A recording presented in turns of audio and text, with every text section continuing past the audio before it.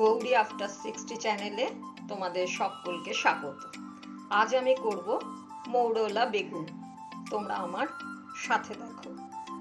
মৌরলা মাছগুলোতে আমি নুন হলুদ মাখিয়ে নিয়েছি, আর নিয়ে নিয়েছি বেগুন আর কুচনো পেঁয়াজ আর ধনেপাতা।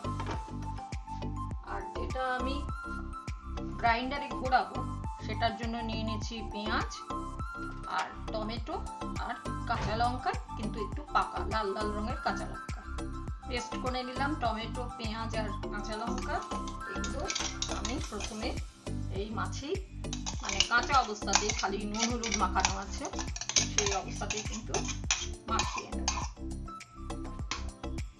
এটাকে আমি মাখিয়ে নিচ্ছি।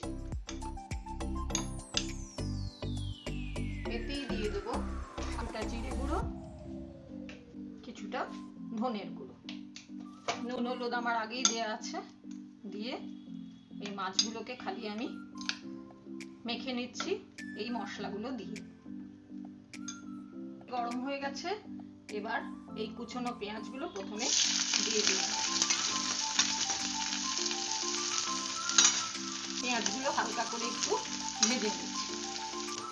দেখো পেঁয়াজ কিছুটা ভাজা হয়ে গেছে, এবারে দিয়ে দিলাম আমি ছোট ছোট ডুমো ডুমো করে কাটা বেগুন। তোমরা অনেকে হয়তো মৌরলা মাছ ভেজে রান্না করো, তোমরা একদিন আমার মতন এরকম না ভেজে মশলা মাখিয়ে করে দেখো, খেতে কিন্তু ভীষণ টেস্টি হবে, ভীষণ টেস্টি হবে। এবারে দিয়ে দিলাম নুন।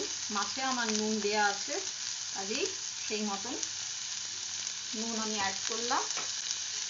আর দিয়ে দিলাম হলুদ। তেল কিন্তু আমি ভীষণ কম ইউজ করি, কাজে কম তেলেই কিন্তু আমি রান্নাটা করব।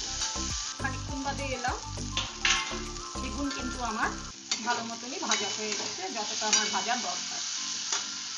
এবার এই যে মশলাগুলো আমি মাখিয়ে রেখেছি নুন হলুদ মাখানো মাছে, সেটাই আমি এখানে অ্যাড করব।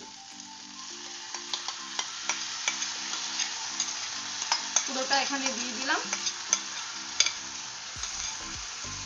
এবার কিন্তু খুব হালকা হাতে আমি নাড়াচাড়া করব, খুব হালকা হাতে করতে হবে, কেননা নইলে মাছগুলো কিন্তু ভেঙে যেতে পারে। যেহেতু মৌরলা মাছ নরম, কাজেই আমাকে খুব হালকা হাতে এপিট ওপিট করতে হবে। তাই এভাবে হোক, কিছুক্ষণ বাদে বাদে আমি খালি হালকা হাতে এটাকে নাড়বো। ঢাকা দিয়ে দিয়ে একটু একটু করে নাড়ছি। এখনো পর্যন্ত কিন্তু না কোনো জল না কিছু, শুধু ওই যা আগে দিয়েছি তাই। আর এরকম আস্তে আস্তে খালি হালকা হাতে নেড়েছি। ব্যাস, সাঁতলানো আমার মোটামুটি কমপ্লিট। ধোয়া ধরো 2 টেবিল স্পুন জল কি 1.5 চামচ হবে জল, সেইটুকুনি জলই আমি অ্যাড করলাম।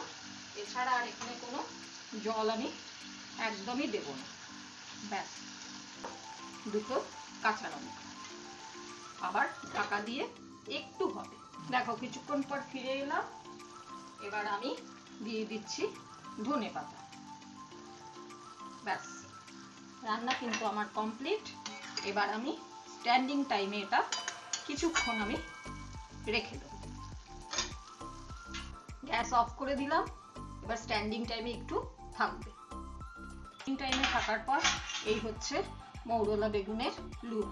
গন্ধ কিন্তু দারুণ বেরিয়েছে, তোমরা করে দেখো, আশা করি তোমাদের ভীষণ ভালো লাগবে। মৌরলা বেগুনের এই হচ্ছে ফাইনাল লুক। দেখো একদম মৌরলা বেগুন রেডি টু সার্ভ। তোমরা যদি ভিডিওটা ভালো লাগে অবশ্যই আমাকে সাবস্ক্রাইব করো, শেয়ার করো, লাইক আর কমেন্ট করো। জানিও তোমাদের কেমন লাগলো। আমার পাশে প্রত্যেকে থাকার জন্য অনুরোধ করছি। তোমরা সকলে খুব ভালো থেকো। তোমাদের অনেক অনেক ধন্যবাদ।